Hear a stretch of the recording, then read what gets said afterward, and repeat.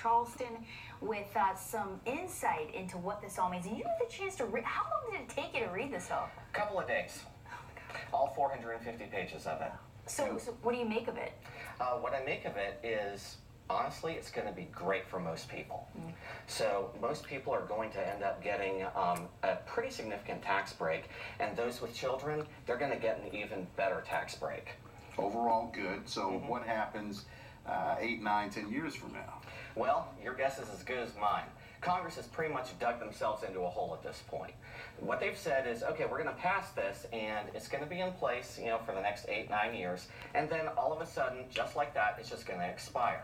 So they have two choices: let it expire or make it permanent, which is what they did with the Bush tax cuts back in the late 2000s. What does this mean for the individual health mandate, the Affordable Care Act? Because they're linked. Right. The Affordable Care Act is technically part of the Internal Revenue Code. Now, what the new tax bill is going to do is it's repealing the individual mandate. Now, what that means is you're no longer going to get a penalty for not carrying health insurance.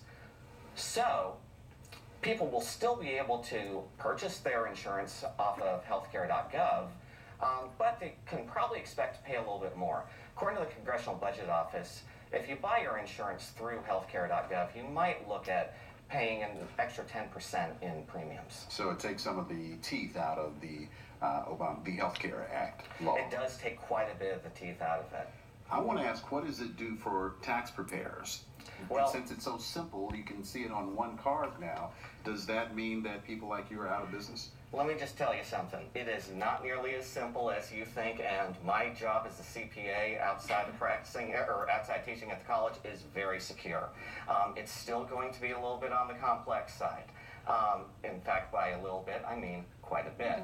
So, if you're ever unsure of anything regarding your tax return, I strongly recommend enlisting the help of a qualified tax professional that knows their way around the Internal Revenue Code. It's a lot better than guessing or reading something that you saw on the internet and applying it to your own situation. And being wrong about it too, possibly. Oh, Maybe absolutely. losing money or being charged too. Well, quickly, what does it mean for corporations? Well, corporations are going to be getting a lot of corporations are going to be getting a nice little cut in their tax rate.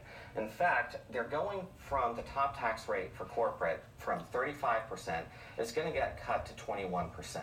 Now, what does that mean?